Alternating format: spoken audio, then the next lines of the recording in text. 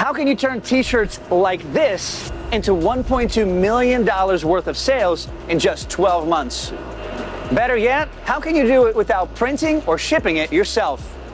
Join us as Bryson reveals how he went from selling just a few t-shirts to nearly 800 orders overnight, all without spending a dime on ads. The website wasn't even live, and I started promoting some of the design. People are like, I want this right now, like how do I order this? Total sales was just over 800,000. That's your first year? First year. Discover the secrets to creating products that sell. This design actually became the best selling in the span of like 2-3 months. The t-shirt alone, year to date, has sold roughly around t-shirts already. Wow. And at last, get the answer to your burning question. Is print on demand too saturated?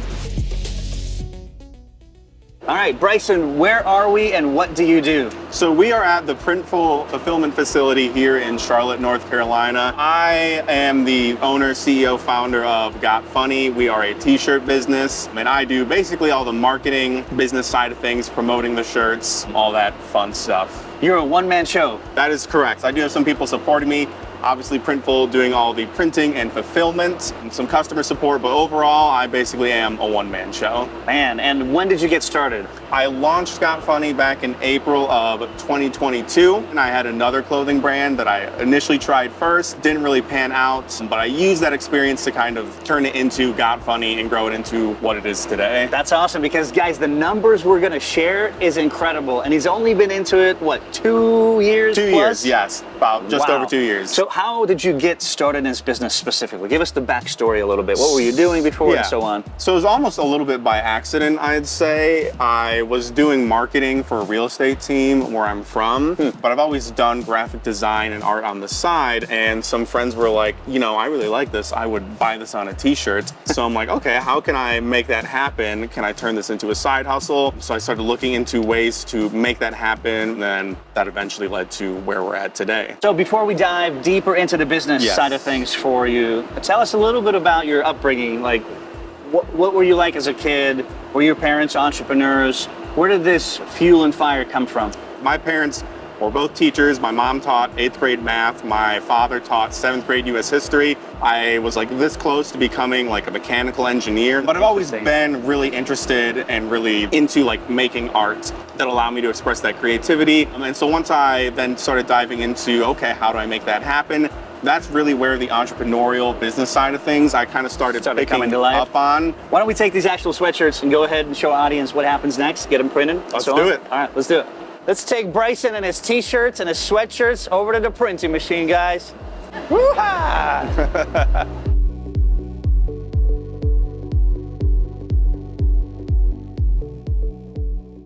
Let's talk about the initial months of launching your website. What did the sales look like? What were some of the challenges you were faced with? What can you share with us? Well, I had some experience from the clothing brand I had before, so it's kind of just transferring it over to a new site using Shopify, all that kind of stuff. And I got a little bit lucky at first because what I'd started doing is the website wasn't even live, I wasn't even ready, and I started promoting some of the designs that I knew were going to be on it, almost like a pre-sale type thing, on TikTok. And funnily enough, I never had a video go viral before. And then of course, like 2 weeks before I'm ready to even launch, I have a video take off for one of the very first designs that I'm gonna start doing. Do you wanna know why he's not texting you right now? It's because I'm making a shirt that says be in awe of my tism with a raccoon giving finger guns and wearing a cowboy hat.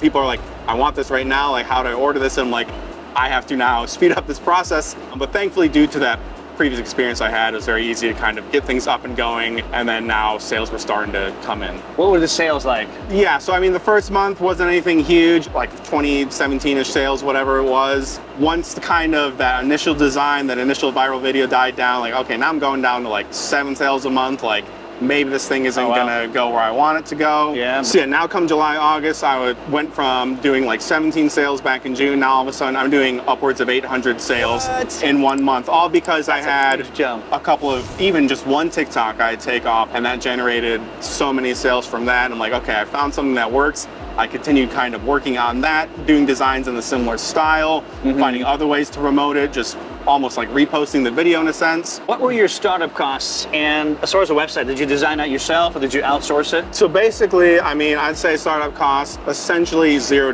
Wow. there was a little bit of cost Incredible. like for the website, for the domain. Chump change, right? I have to pay Printful first, and then I get the customer's payment like the day after. So like little things like that, but essentially $0. And then as far as the website goes, since I use Shopify for like as an e-commerce platform, they have some pre-built templates. It's not like I'm coding it from scratch or anything like that, but I essentially kind of built the aesthetics, the branding, all that kind of stuff using one of their templates and building upon that kind of from scratch. Awesome. All right, now that we've printed on the sweatshirts and the t-shirts, let's go show our audience the next step in the process as they're coming out of the dryer, which is right here.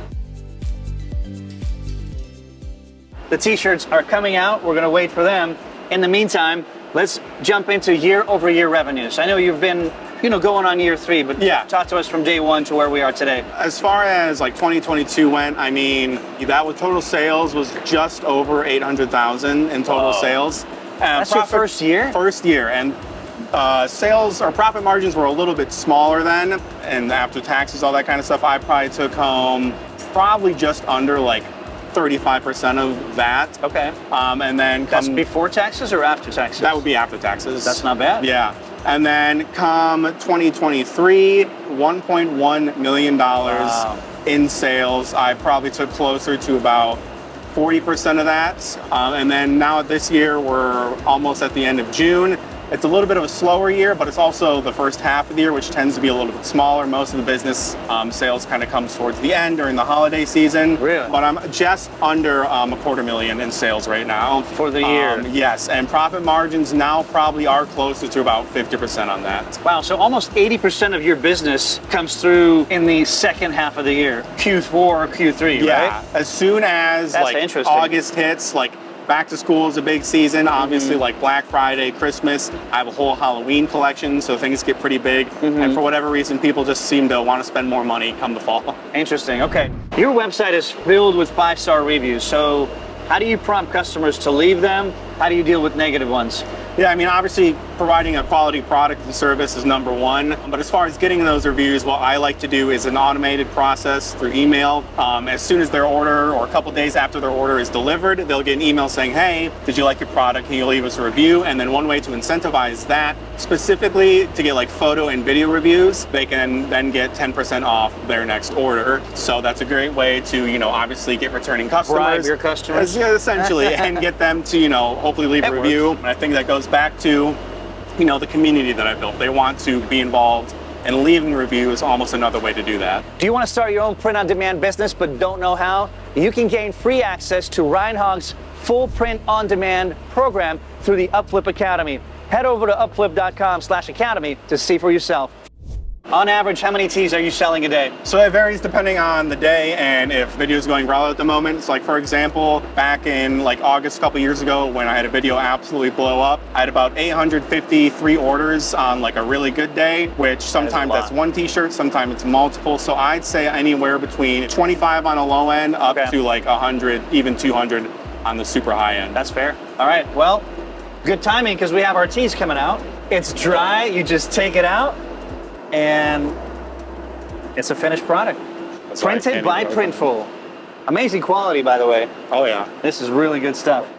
What is the most you've made in a single day, and how did that happen? What's the story? So yeah, basically, I'm pretty sure my biggest day was just under $50,000 in sales. Whoa.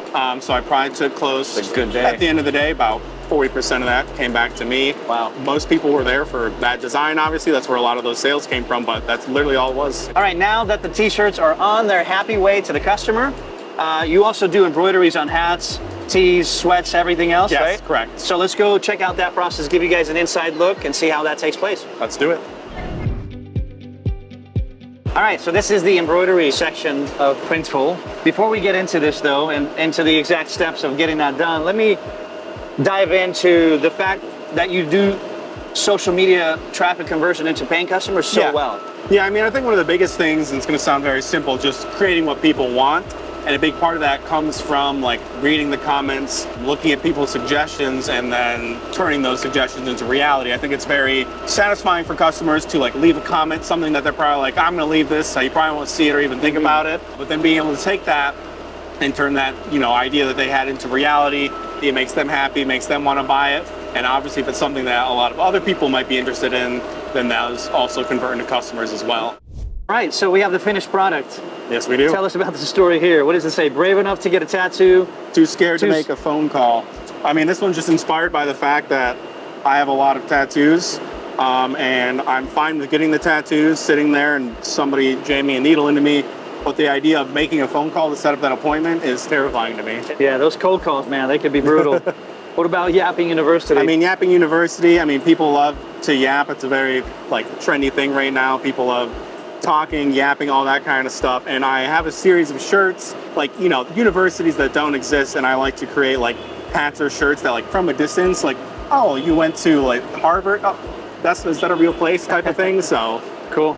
All right, let's get into Blitz with Bryson. What's your favorite way to unwind after a long day? It's usually hanging out with friends, family, my girlfriend, pets, whatever it might be, and just doing anything that does not involve designing or t-shirts. All right, what's the secret to a happy life from your perspective? I'd say a good work-life balance. I find myself sometimes focusing too much on work or not enough, and I found I'm at my most happiest when I have hit that right balance. For sure. All right, what's a guilty pleasure of yours that most people wouldn't expect? But I really like pop music. I'm talking like really girly pop, Dua Lipa, Taylor Swift type of, you know. I love my classic rock, but I also love like that very modern like pop type stuff as well. All right, let's move on. What's your favorite piece of tech that you use for your business? I have a camera that I bought back in, 2016. I initially bought it because I got really into doing concert photography, and I've been using it ever since. I keep saying I need to upgrade it. It doesn't even shoot in 4K, but it gets the job done, and I love it. So. Still favorite, okay. If you could collaborate with any brand or person, who would it be and why? There's a bunch of like musicians and artists. That's the one thing I've always wanted to do. Like, because of copyright, I have to avoid using like certain band names, faces, whatever it might be. So it'd be cool to work with like, whether it's big names like Def Leppard, Metallica, stuff like that, or some of my favorite artists like Upsall, The Rex, Saint Motel, whatever it might be. To either create stuff that's, you know, on brand for them, more serious concert tour type merch, or doing like the more fun type stuff, more similar to my brand. What is a widely held belief about social media in general that you personally disagree with? Well, back when social media was first taking off and becoming a thing, it was basically like post, post, post. A lot of people were going for a more quantity over quality approach. Right. And I feel like these days people might tell you kind of the same thing, especially if you're starting off. You just need to post, you need to get stuff out there, which isn't necessarily true. It is important to be consistent, but I feel like if the quality of your content isn't good, it doesn't matter how much you're posting. You're never going to gain that traction. You're never going to get people interested in you. And it's better to focus on quality content, even if you're posting it less. What about being an entrepreneur that surprised you the most? I don't know if it necessarily surprised me the most, but it'll probably surprise a lot of people. I think when a lot of people think entrepreneur or influencer marketing, that type of stuff, they think it's pretty easy and like it's just something people can do to kind of make a quick buck. Yeah. But I don't think a lot of people realize just how much work actually goes into making it a reality and how much stuff and knowledge you need to have beforehand. Like when I told people about how successful Got Funny was becoming, how the business was taking off and how much I was making, so many people were like, oh, I'm going to start doing the same thing, print on demand, I don't have to pay anything, it's going to be so easy for me to do, just because I launched the business and then 6 months later it's already doing well. But you didn't see the year, 2 years, 3 years beforehand of things not working out. Right. All right, let's go embroider a hat. Let's go check out the process and give you guys the inside look. Let's do it. This is the time where we all watch and learn carefully. This is really cool. What were some of the biggest challenges that you faced when you first started out? I mean, I'd say the biggest one was definitely scaling, especially after things started happening so quickly. And it was, you know, simple things like managing people's expectations. If there was a moment where things were like taking off, it might take a little bit longer for things to be shipped out, so people might have been upset about that. So yeah, at the beginning, it was just really like getting used to all these new things that are happening, things that I had never experienced before, and figuring out what's the best way to deal with these situations. What products do you sell the most, and which SKU is more profitable? I'd probably say, because I tend to focus on t-shirts, I sell the most t-shirts. Stickers are also very popular. However, the profit margins for stickers tend to be very, very tiny. Very little. But I'd say most profitable is also probably hoodies. I would make the most. I make roughly like 60 to 70% off of hoodies. On hoodies? Yes. Okay. But compared to like sweaters, they don't sell as well, but sweaters also do very well as far as profit margins go. Yeah. But I'm still very happy with like shirts and all that. Yeah. What has been the best-selling design and how much of it have you sold, just roughly? Yeah, so this design actually became the best selling in the span of like 2-3 months. It's a raccoon wearing a cowboy hat, and he's doing finger guns, and it says, "Be in awe of my tism." The t-shirt alone, year to date, has sold roughly around 2,000 t-shirts already. Wow. And that's Something about the raccoon, huh? There's something, and this goes back to like the power of social media. My most viewed Instagram reel is promoting that shirt. It's at like 7 million views or something. Whoa. And it is the reason that shirt did so well. What's stopping you from saying no to Printful and just fulfilling everything yourself? I mean, it's possible, obviously, grand scale, but is that your vision, or you're seeing this as a business model that works? I'd say for a while it was my vision. I think having that in-house control, like that does sound very nice, but it's one of those, like I'm saving money because I don't have a physical location that I have to pay for. Huge money. Like that's a lot of money. Obviously I've been doing this for like 2.5 years with Printful now, and we have such a great established relationship. Like I see no reason to move away from that. And now if I were to do my own print shop, I would then run into the issues that I was concerned about at the very beginning, like buying things wholesale. What if I print out a bunch of stuff and it doesn't sell type of thing? So like, there's really no reason that I see to move into that. How much do you pay yourself, just on average? People just like to ask that question sometimes. Yeah, I mean, the average salary, what I pay myself as far as like what goes on my taxes, all that kind of stuff, $100K a year. If you're looking to start your own print-on-demand business, our folks at Printful are kind enough to make it completely for free. So check them out using the link in the description below. What is the secret to staying ahead of market trends, right? Things like this get exciting one day, the next day it's dead. What are some tools that you're using, like Google Trends, et cetera? Talk to us about that. So yeah, I'd say the secret is to create those trends. As far as like tools that I use, I mean, I really just pay attention to my own analytics, whether it's on TikTok, Instagram, seeing what people are responding to. And if I find that a certain design, style, whatever it might be, is really clicking with people, I then take that and kind of do more, as well as paying attention to what other people are doing, not copying them by any means, as well as finding ways to do something that nobody else is doing.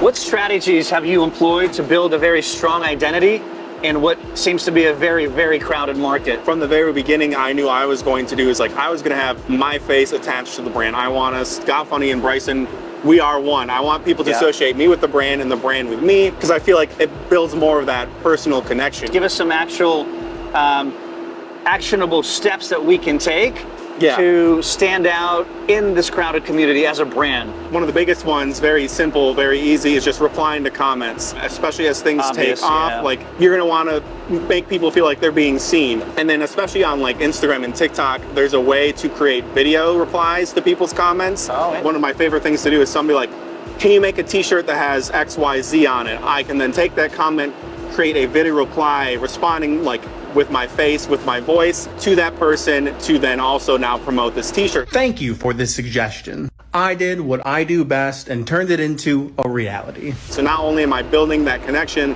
between my audience, but I'm also now using it as an opportunity to promote this new t-shirt that I've created. So that's step number 2. Step number 3, responding to DMs, whether they're just responding to your story and being like, oh, I love this, or be like, I get a lot like, hey, I love your clothing brand. Can you make me a shirt like this? Just taking 10 to 20 seconds to respond to that, it kind of helps build that relationship. Awesome. How long does it take for you to come up with a new design, new piece of art, from idea to final product? Is it quick or is it random? It can be very, very quick. It is often more random than not. Sometimes I'll be in my car and I'm like, oh, this is a great idea. I have to write it down. Obviously can't make it right then and there. And then depending on the design, some people like really like simple text-based stuff. And as far as like putting the time into like a design that takes hours versus how well does it sell versus taking like 2 seconds to create You don't know, right? It depends. Like I have super over-the-top complicated designs, took me hours, they sell super well. Sometimes they don't sell at all. Some of my best-selling shirts are ones I whipped up in like 10 seconds because it's just words on a shirt. Once you have a design, do you do a video right away about the design and see how it goes before you start printing it, or? So I tend to just like kind of go through a cycle of like I'll design some, I'll then add like a handful of them to the store. I'll pick out the ones that I think are gonna work well and maybe promote them on Instagram or TikTok. And that's the beauty of print on demand, is as soon as I make a design, I can put it in my store right away. And if it doesn't do well, it doesn't matter. I don't have 200 t-shirts with it printed on that I'm now stuck with.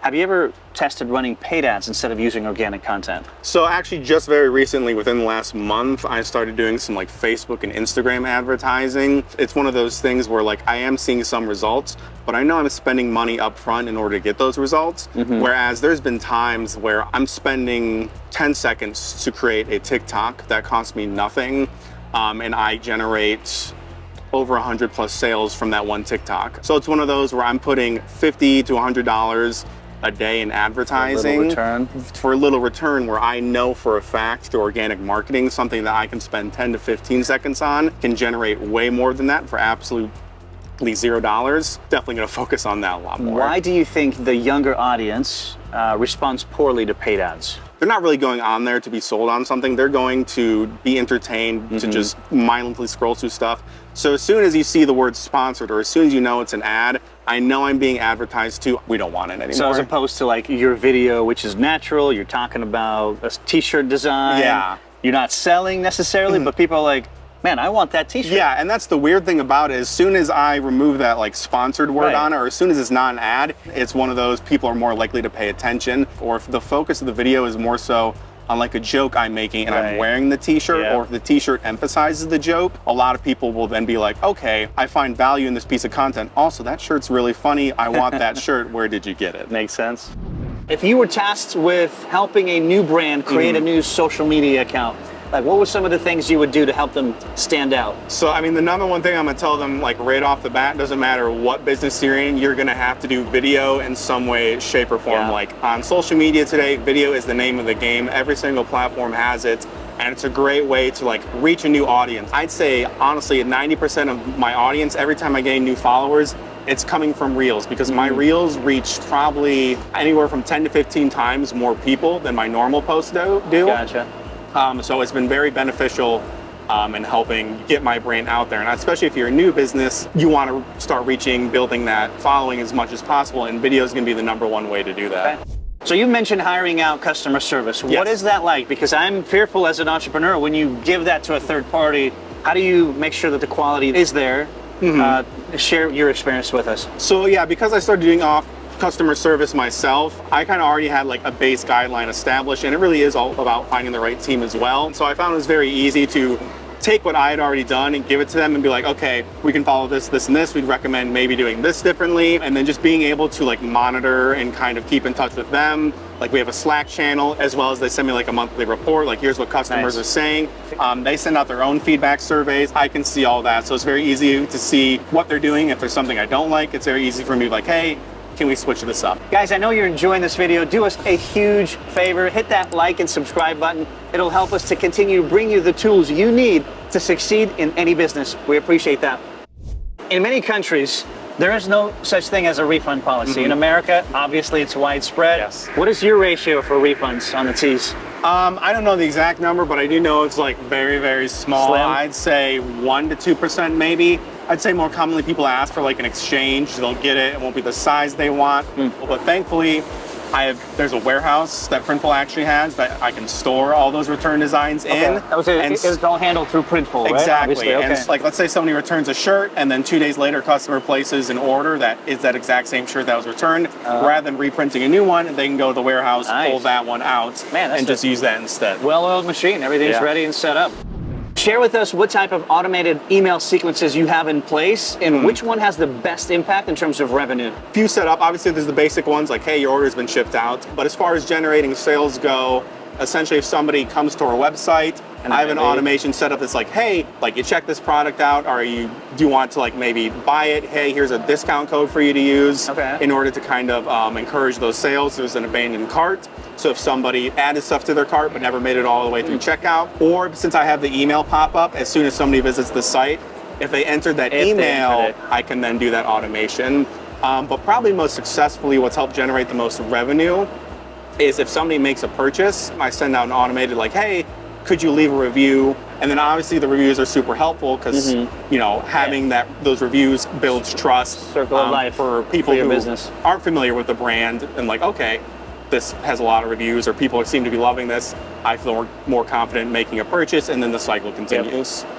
What are some of your habits that you have that you would attribute to your success? I definitely say, as far as like the back end kind of things go, like organization, like as a creative, my brain can be a little bit messy, a little bit out there, but so I've noticed that organizing, whether it's something as simple as just like how the designs are stored on my computer to how kind of the designs and the business is run on the e-commerce platform side of things, uploading the designs to Printful, I want to make sure, like, if I need to know where something is, I need to know where exactly it's at, so I can go and get that. I found that helped, as well as being able to experiment, especially because I found in those moments where I try something new and I'm trying stuff that A, hasn't worked before and stuff that other people aren't doing, sometimes it falls flat on its face, yes, but other times those are the moments where I'm creating those viral moments, or I'm creating what's trending because I did something outside of the box, and I never would have gotten there if I wouldn't have, been experimental with it.